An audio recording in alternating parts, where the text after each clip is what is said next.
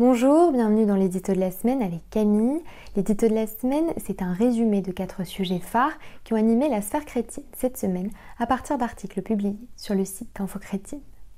Retour du débat sur la légalisation de l'euthanasie en France, le prince Charles proclamé roi, affrontement meurtrier entre l'Arménie et l'Azerbaïdjan et un documentaire sur les chrétiens de Beyrouth sur France 2. On fait un point sur les actualités de la semaine. Emmanuel Macron a annoncé mardi le lancement d'une large consultation citoyenne sur la fin de vie en vue d'un possible nouveau cadre légal d'ici la fin 2023. Une annonce qui survient alors que pour la première fois, le Comité consultatif national d'éthique s'est dit favorable à la légalisation de l'euthanasie. Dans l'immédiat, les partis d'opposition au Parlement ont regardé l'initiative avec scepticisme. C'était évidemment un des sujets phares des actualités la semaine dernière, il s'agit du décès de la reine Elisabeth II. Son fils le prince Charles lui a automatiquement succédé et a pris le nom de Charles III, son épouse Camilla est elle devenue reine consort. Dans son premier discours à la nation, vendredi 9 septembre, le nouveau monarque, qui en prenant la succession d'Elisabeth est automatiquement devenu le chef de l'église d'Angleterre, a notamment parlé de sa foi chrétienne. Et 3 jours après avoir été proclamé roi, il s'est rendu en Irlande du Nord, à Belfast, une visite présentée comme historique par la presse locale. Lors de ce séjour, le roi et la reine consort ont notamment assisté à un service religieux en hommage à Elisabeth II, dans la cathédrale Sainte-Anne.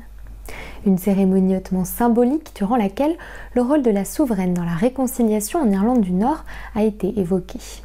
Au moins 49 militaires arméniens ont été tués mardi dans des affrontements de grande ampleur, les plus meurtriers entre l'Azerbaïdjan et l'Arménie depuis la guerre en 2020. L'Arménie dénonce une agression de l'Azerbaïdjan.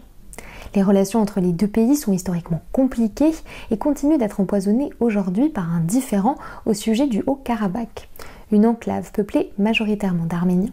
Si la dynamique de ce conflit est bien sûr d'une grande complexité, elle a de fortes implications en matière de liberté religieuse. L'Arménie étant majoritairement chrétienne, tandis que la population de la République d'Azerbaïdjan est essentiellement composée de musulmans chiites. Et comme souvent, l'édito de la semaine se conclut avec un peu de culture.